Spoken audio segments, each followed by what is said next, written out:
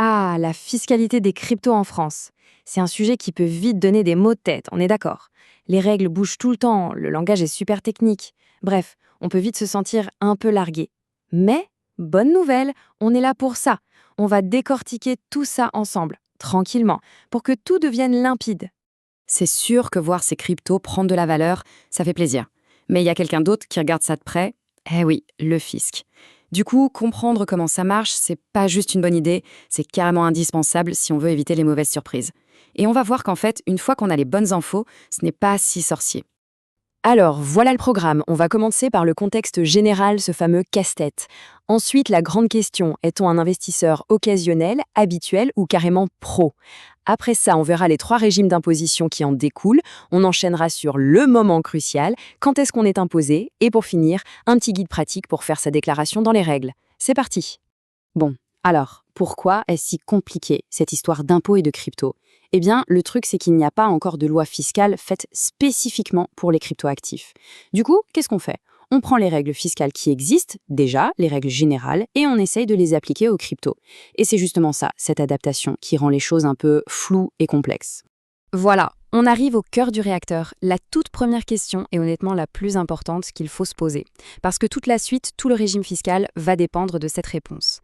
La question c'est, est-ce que l'activité d'achat-revente est occasionnelle, habituelle ou est-ce qu'elle est carrément professionnelle? Alors comment on sait dans quelle case on se trouve? Ah, c'est la question 1 million de Satoshi. Et la réponse est un peu frustrante. Il n'y a pas de chiffre magique, pas de règle du genre en dessous de temps, c'est occasionnel. Non. En fait, l'administration fiscale va regarder la situation dans son ensemble, au cas par cas. Elle se base sur ce qu'elle appelle un faisceau d'indices. Et ce faisceau d'indices, c'est quoi exactement? Eh bien, c'est un peu comme un détective qui cherche des preuves. Le fisc va regarder plusieurs choses. La fréquence et les montants des opérations, bien sûr. Est-ce qu'on utilise des outils sophistiqués, genre des bots de trading? Combien de temps on y passe? Est-ce que les gains des cryptos représentent une grosse partie des revenus globaux? Est-ce qu'il y a une autre activité principale à côté? Bref, c'est vraiment l'ensemble de tout ça qui va dessiner le profil fiscal. Ok, donc une fois que ce profil est établi, eh bien, les conséquences sont immédiates. On se retrouve classé dans l'un des 3 grands régimes d'imposition. Et attention, chacun a des règles du jeu qui n'ont vraiment, mais alors vraiment, rien à voir. Alors, voilà le tableau qui résume tout. Et c'est là qu'il faut bien suivre. Pour l'investisseur occasionnel, c'est assez simple. On applique ce qu'on appelle la flat tax, c'est 30% sur les plus-values.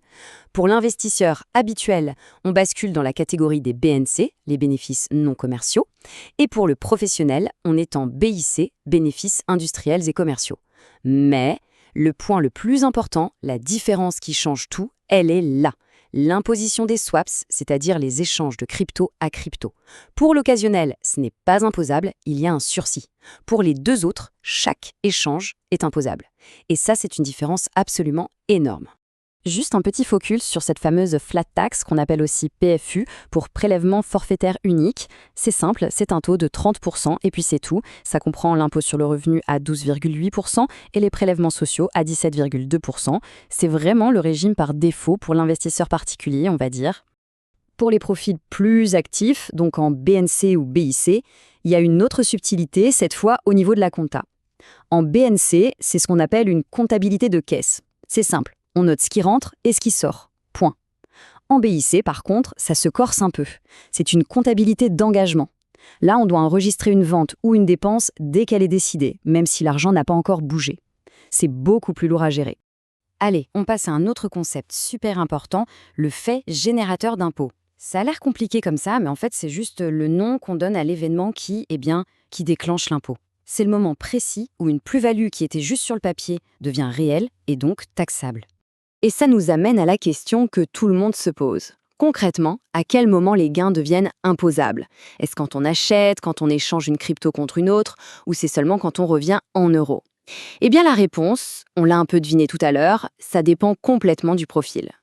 Prenons le cas le plus courant, l'investisseur occasionnel.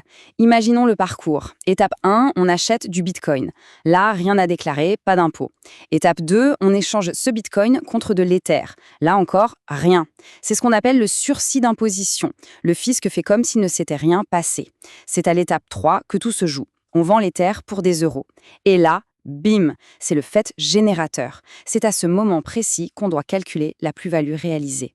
Mais, et c'est un très gros mais, Pour les traders habituels et professionnels, c'est une toute autre histoire. Pour eux, l'étape 2, l'échange de Bitcoin contre de l'Ether, est aussi un fait générateur d'impôts. Chaque échange crypto-crypto est considéré comme une vente suivie d'un achat. Et ça change absolument tout. Ça veut dire qu'il faut calculer une plus ou moins-value à chaque transaction. C'est un travail de suivi énorme. Bon, ça y est. Normalement, on a compris qui est imposé, sur quoi et à quel moment. Maintenant, la dernière partie, mais pas des moindres, comment on déclare tout ça concrètement, la paperasse. Alors attention, avant même de penser à calculer ses gains, il y a une obligation de base, un point de départ absolu. Toute personne qui détient un compte sur une plateforme d'échange à l'étranger, et soyons clairs, c'est le cas de quasiment tout le monde, doit déclarer l'existence de ce compte tous les ans. C'est juste un formulaire à remplir, mais l'oublier peut entraîner de grosses amendes. Pour faire simple, il faut retenir 3 numéros, 3 formulaires clés. D'abord, le formulaire 39C6 bis. Ça, c'est pour déclarer les fameux comptes à l'étranger.